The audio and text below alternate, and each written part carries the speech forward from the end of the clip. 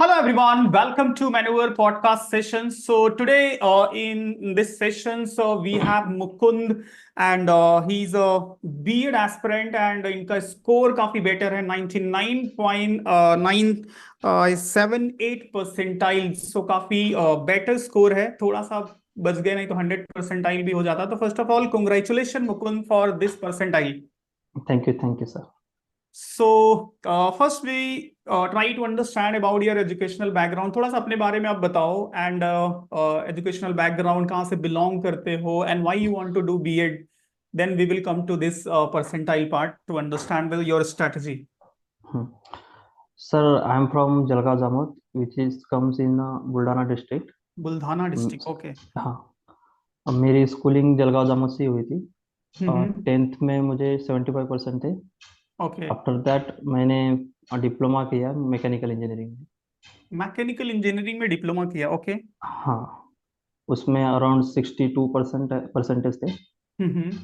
फिर मुझे competitive exam के लिए जाना था तो मैंने बीए से ग्रेजुएट किया YCMU यूनिवर्सिटी से. Okay okay. तो again you did BSc. No, I did BA. अच्छा बीए बीए ओके. हाँ, उसमें मेरा 80 परसेंटेज है. और लास्ट 2 to 3 years में कॉम्पिटिटिव एग्जाम के लिए प्रिपरेशन कर रहा हूँ, which is SSC CGL. Okay okay. और इस साल मेरे ठीक ठाक प्रिपरेशन है तो मैंने सोचा क्यों ना प्रैक्टिस करने के लिए ये CET की एग्जाम भी अटेंड कर लेते हैं. तो मैंने इस साल बीएड की, MBA की भी फॉर्म फिल किया था लेकिन लास्ट टाइम पे पेमेंट नहीं किया तो वो रिजेक्ट हो गया. So तो basically, as a yes, please. तो एज अ प्रैक्टिस मैंने इस बार बीएड की CET दी थी, लेकिन अभी अच्छा परसेंटाइल आया तो सोच रहा हूँ एडमिशन लेने की. Okay okay. सो अभी हाँ. तक ऐसा कोई स्पेसिफिक टारगेट नहीं था बीएड करने का या नहीं सर. करना है कुछ एजुकेशन फील्ड में? हाँ, नहीं अभी तक कुछ ऐसा था नहीं था. हाँ, पर पहला जो ड्रीम था वो टीचर बनने का ही था, तो अभी वो फिर से नया हो रहा है. हम्म. Okay. So basically, as your percentile is 99.74 percentile, so hmm. what was your preparation strategy? Because ये सबसे ज्यादा important है कि because the people want to score better. तो हम्म. क्या strategy रहा preparations का? हाँ, जैसे मैंने आपको बताया सर, मैं CGL के लिए प्रिपरेशन कर रहा हूँ तो मेरी मैथ, रीजनिंग, इंग्लिश, GS दोनों चारों सब्जेक्ट अच्छे अच्छे लेवल पर है. प्रॉब्लम सिर्फ टीचिंग एप्टीट्यूड का था. तो मैंने जब डेट अनाउंस हुई थी एग्जाम की तो मैंने Right. वो 4 सब्जेक्ट को साइड में रख दिया. सिर्फ टीचिंग एप्टीट्यूड के लिए मैंने वीडियो सर्च किए. उसमें आपके चैनल्स के भी बहुत से वीडियो थे. गाइडेंस तो कम्प्लीटली आपके चैनल्स पे ही मैंने डिपेंड की. बस आखिरी के 10-12 दिन मैंने ऐसे यूट्यूब पर टीचिंग एप्टीट्यूड के लेक्चर देखे और बाकी प्रैक्टिस तो थी, अटेंड कर दिया एक बार. Okay okay. सो कब से बेसिकली फॉलो कर रहे हो मैन्यूवर को आप? ऐसा बीच बीच में कुछ सर्चिंग करने में आ जाता था, लेकिन जब एग्जाम पास आई थी ना 10-12 दिन, तब से रेगुलरली मतलब डेली का 4-5 घंटे चैनल पे जाते थे. तो कितना हेल्प हुआ कुछ इंफॉर्मेशन से जो भी हम प्रोवाइड करते हैं चैनल पे? इस एग्जाम के बारे में जो भी अवेयरनेस आई है वो आपके ही चैनल से आई है. मतलब दूसरा और कोई फॉलो किया ही नहीं चैनल. एक ही चैनल ओके पे वन स्टॉप सोल्यूशन था आपका. Okay. So can you share हाँ. Your experience of the day जब भी आप एग्जाम्स को अपीयर करने गए थे एग्जाम हॉल में and when you started to appear? एक तो लोगों को जो नॉर्मली थोड़ा सा प्रेशर होता है उस दिन का, जो हम्म. एग्जाम्स का कि कैसा पेपर रहेगा, जो प्रिपरेशन किया है, क्योंकि कभी ऐसा फील नहीं होता कि कंप्लीट प्रिपरेशन हो गया है. हम्म. हाँ. तो ऑन दैट डे जो भी आपने पेपर स्टार्ट किया, जो क्वेश्चन स्टार्ट होते हैं 2 3 4 5, जो एक प्रेशर होता है, तो how was your expression understanding basically? हाँ. मेरा ऐसा सर, मैं कॉम्पिटिटिव एग्जाम में बहुत से एग्जाम दिए हैं और हम्म मॉक्स भी रेगुलर देता रहता हूँ, तो मेरे पास ऐसा कुछ प्रेशर नहीं था. वैसे हम्म भी ये एग्जाम मेरे लिए nothing to lose nothing to gain था, तो मेरे पर ऐसा प्रेशर नहीं था. पर हम्म मैं ये डिसाइड करके गया था कि ठीक है, टीचिंग एप्टीट्यूड में कुछ भी हो सकता है, लेकिन हम्म. मैथ, रीजनिंग, इंग्लिश, GS में मैं जो मेरे स्ट्रॉन्ग सब्जेक्ट है उसमें से कुछ गलत नहीं होना चाहिए. ओके. सो तो एज यू मेंशन कि आपने मॉक बहुत सारे अटेम्प्ट किए हैं, तो बीएड के लिए कितने मॉक आपने अटेम्प्ट किए थे? नहीं सर, बीएड के लिए मैंने एक भी नहीं किया था। अच्छा, एक भी मैंने मॉक नहीं किया था। नहीं किया था, क्योंकि मुझे पता है सीजीएल के आगे क्या ही डिफिकल्टी लेवल आएगी इसकी। बाय द वे, तो एज यू सेड कि आपने मॉक बहुत सारे अटेम्प्ट किए थे, तो what is the role of the mock test in competitive exam? हाँ, डेफिनेटली मॉक का तो रोल बहुत मतलब ज़्यादा हम्म है, हम्म क्योंकि मॉक ही आपकी स्पीड, आपका काम बिगाड़ सकती है मॉक, अगर आपने नहीं दिया है तो मॉक काम पेपर में। बिगाड़ सकती है। हाँ, तो मतलब मेरा मॉक मतलब मॉक दे दे के इतनी स्पीड आई थी कि मैं ये चारों सेक्शन जल्दी जल्दी सॉल्व कर दिए। हम्म। और टीचिंग के लिए जो कि मेरा वीक पोर्शन था, उसके लिए मैं ज़्यादा टाइम दे सका। ये बेनिफिट मुझे मॉक का हुआ है। ओके ओके, इट हाँ मींस जो दोनों ये सेक्शन थे आपके, रीजनिंग और जीके, जी के। राइट? फर्स्ट पेपर में तो हम्म, यही रहता है ना, reasoning, GK and teacher aptitude. So हाँ, बेसिकली रीजनिंग और जीके आपने फटाक से कम करके और टीचिंग एप्टीट्यूड को प्रॉपरली एकदम अच्छे से टाइम अटेंड दिया था। किया। तो वो मेरे लिए नया पोर्शन था, लेकिन मैं मतलब समझ के थोड़ा टाइम लगा के।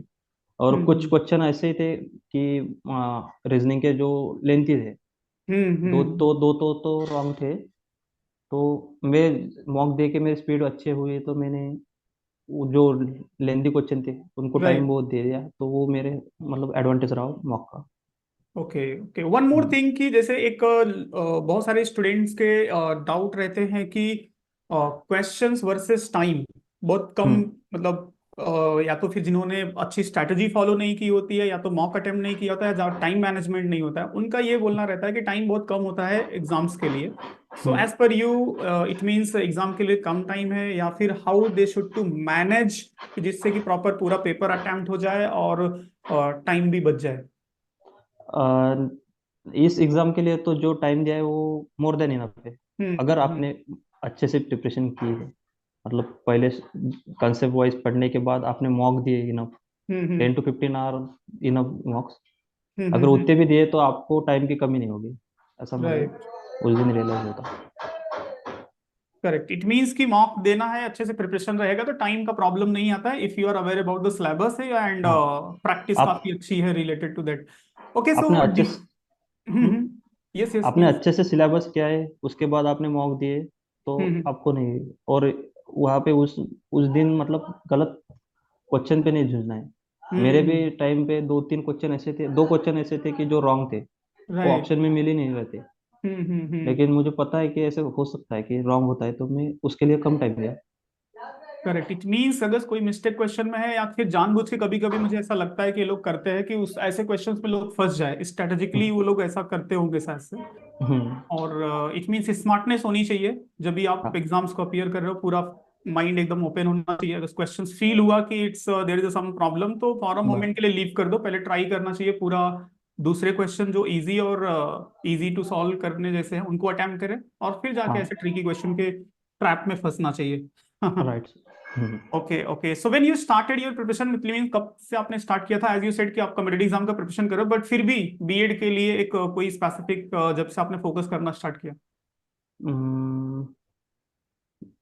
मैंने मतलब पिछले साल देखा था कि, हम्म पर तब टाइम निकल चुका था फॉर्म भरने के लिए। तब हम्म मैंने इस सिलेबस देख लिया गया था कि हाँ मैं कर सकता हूँ, सिर्फ टीचिंग एप्टीट्यूड ही नया है। हम्म तो मैंने ऐसा ठान लिया था कि इस बार दे देंगे, अटेंड कर हम्म लेंगे। और इस बार फिर मैं मेरे प्रिपरेशन में बिजी था।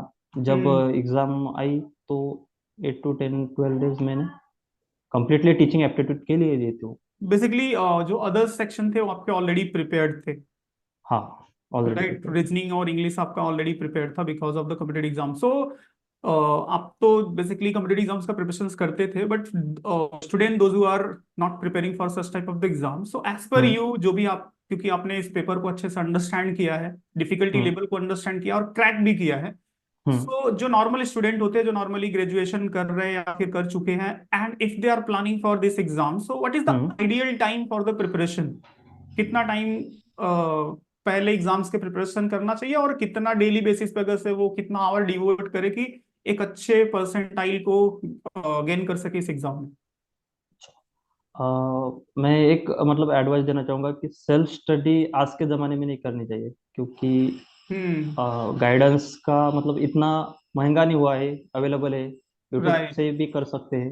हम्म। अगर आप मतलब कोर्स का सहारा ले सकेंगे तो आप 6 to 7 मंथ में आराम से कर लेंगे। तो और वो सेल्फ प्रेशर भी स्टडी नहीं से, रहेगा, कंफ्यूजन नहीं रहेगा सेल्फ कि स्टडी क्या से थोड़ा करना है। टाइम वेस्ट हो जाता है। हम्म। और वो प्रेशर भी नहीं रहता है कि आज क्या करना है, कंफ्यूजन नहीं रहता। एक जो रेगुलरिटी मेंटेन हो पाती है वो नहीं हो पाती। हाँ। Okay okay.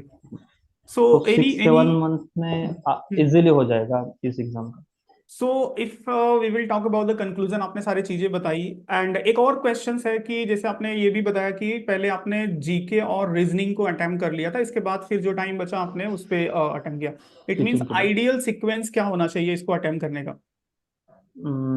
आइडियल तो अपने स्ट्रॉन्ग सब्जेक्ट पर है, हम्म। पर मेरे हिसाब से सबसे पहले जीके लेना चाहिए।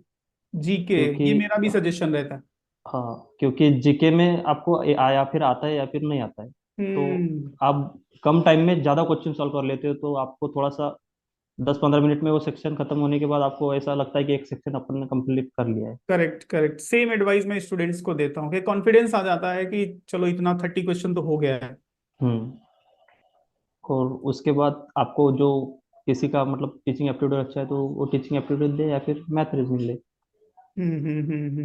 So what was your reaction expectation when you saw your result की 99.74 परसेंटाइल है? सो कितना एक्सपेक्टेशन था और क्या रिएक्शन था उस टाइम पे?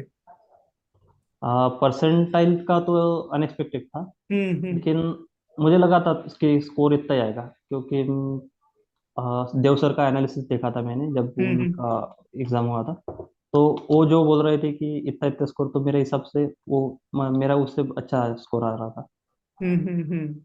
और तो आप आपका इंग्लिश में भी काफी अच्छा है, आई थिंक 96.15 परसेंटाइल है। Yes sir. तो इंग्लिश मतलब एसएससी सीजीएल काफी हेल्पफुल रहा आपके प्रिपरेशंस के लिए। हाँ सर। वो इंग्लिश के लिए थोड़ी सी स्ट्रैटेजी बता पाओ अगर से, क्योंकि उसमें वोकैब है, ग्रामर है, आरसी है। हाँ, तो ग्रामर इतना कुछ ऐसा डिफिकल्ट नहीं आता है। हम्म। किसी किसी भी ग्रामर की बुक से या फिर टीचर से पढ़ लिया तो हो जाएगा वो। हम्म। वोकेबलरी मैंने एसपी बख्शी और नीतू सिंह से की है, हम्म। और उसमें से अच्छे से फंसी थी। एक दो क्वेश्चन थी जो नहीं पता थे मतलब। हम्म। और थोड़ा रीडिंग पे फोकस देना चाहिए, रीडिंग के अच्छे खासे लेंथी पैराग्राफ आए थे।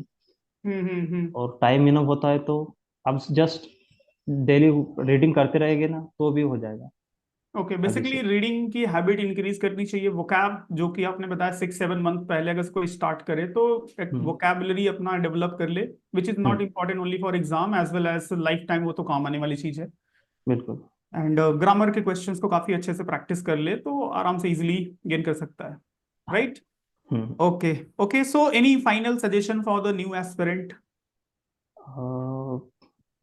कि वो भी अगले डिसाइड साल 99 पॉइंट परसेंटाइल को स्कोर कर सके?